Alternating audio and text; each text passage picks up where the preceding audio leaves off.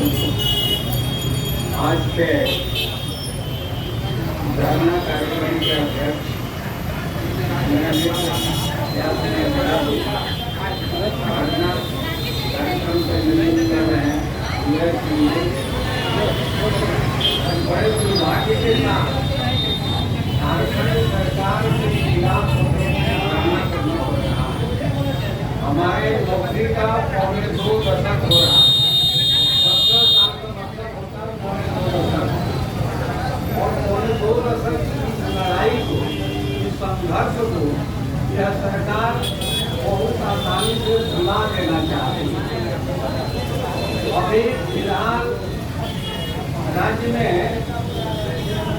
विधायकों का और मंत्रियों का वेतन बढ़ा, ये हमारे जो राजनेता जिनको करते हैं ये कितने बेशर्म हैं, कितने निर्लज हैं, कितने शर्मा जाती है। अपना वेतन, अपना मामले, अपना खाता बढ़ाने के लिए प्रत्येक चुनाव 5 साल में 2 बार बढ़ाते हैं, और कर्मचारियों को बढ़ाने के नाम पर लानी याद आ जाती है। डेमोक्रेसी में इस तरह का अन्याय और दुराचार कतई शोभा नहीं देता है। इसीलिए इस बार के लोकसभा के चुनाव में दिल्ली के लिए जो हम चाकर तय किए, जो नौकर तय किए, उन नौकरों को पूर्ण बहुमत नहीं दिए।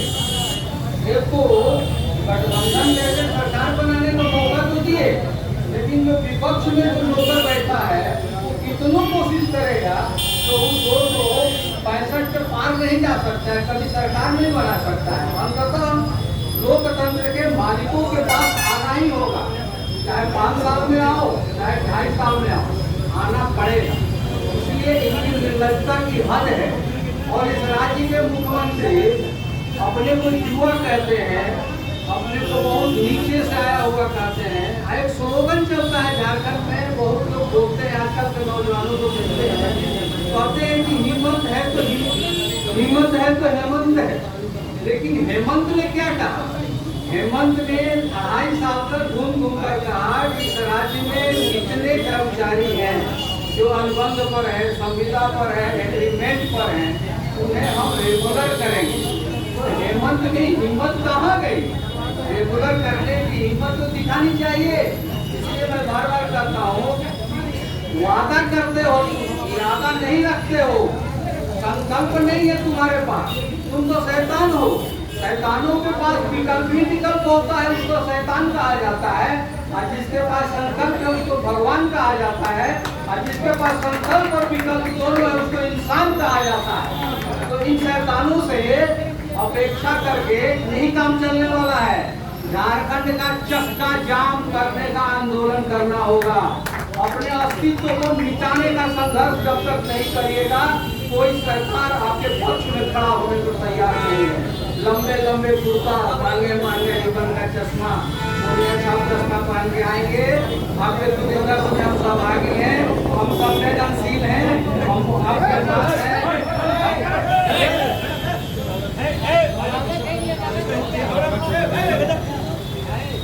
हम वार्ता कराएंगे, लेकिन कोई फल नहीं निकलने वाला है, निष्फल जाता है।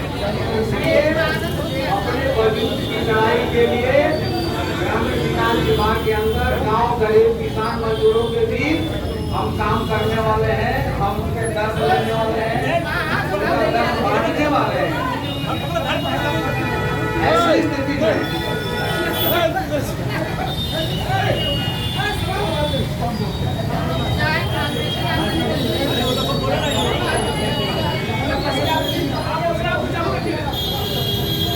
इसलिए मेरा कहना है कि लोकतंत्र में कोई लोक सेवक नहीं है। ये सारे लोग पार्टियों के नाम पर केवल और केवल लाइचनर है, दलाल है, बिचौलिया है।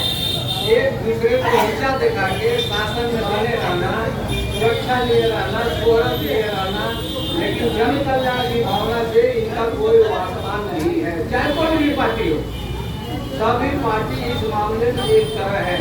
कहा जाता है कि लोकतंत्र लोक कल्याणकारी राज्य है। लोकतंत्र में बोलने का, कोई चीज का वादा करने का, एक महत्व होता है। जब हमने वादा कर दिया है कि मुख्यमंत्री पूरे राज्य में जो आदमी ठेका पर है, जो आदमी संविदा पर है, उसको रेगुलर करेंगे, तो इसको कोताही करके कहाँ तक सही है? और हर 2 महीने 3 महीने 6 महीने में मुख्यमंत्री बदलेंगे, प्रधानमंत्री बदलेंगे, मंत्री बदलेंगे, प्रधानमंत्री बदलेंगे। इसलिए इन नेताओं के जो सत्ता में है, इनको हम गिरफ्तार कहते हैं। इन गिरफ्तार करने के लिए, इनको पकड़ने के लिए पूरे देश में एक ही संस्था है जिसको ईडी कहते हैं, और ईडी के बराबर देशों में एक मॉनिटर है। तो ऐसी बहुत संस्था बनना चाहिए इन चोरों को पकड़ के, जो अवैध ढंग से, अनैतिक ढंग से जो पैसा रखा है जन कल्याण में लगाना चाहिए, और सरकारी कर्मियों को जो सरकार में काम कर रहे हैं, जिसको ठेका पर रखा है, पेमेंट पर रखा है, ऐसे लोगों को रेगुलर करना चाहिए, परमानेंट करना चाहिए।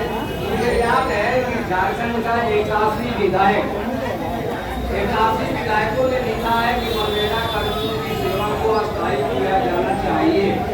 उसके बावजूद यह कुंभकर्णी सरकार यह समझ नहीं पा रही है कि हमारे लेजिस्लेटर ने जब लिखा है तो हमको रेगुलर करने में जाता क्या है, और अपने 5 साल में 2 बार अपना सैलरी और सरकार बढ़ाने में इनको हर्जा नहीं है, लेकिन हमको रेगुलर करने में इनको राज्य को दबाव बनता है, इसलिए नहीं करते। कहते हैं कि बहुत खर्चा हो रहा है, और दूसरा कहते हैं इनके पास है एक ब्यूरोक्रेट का गिरोह है, इसको इंस्पेक्टर बना के ब्लॉक में, जिला में बैठा लिए हैं, और वो हम लोगों को धमकी देते रहता है कि तुम्हारी नौकरी चली जाएगी, बेटा काम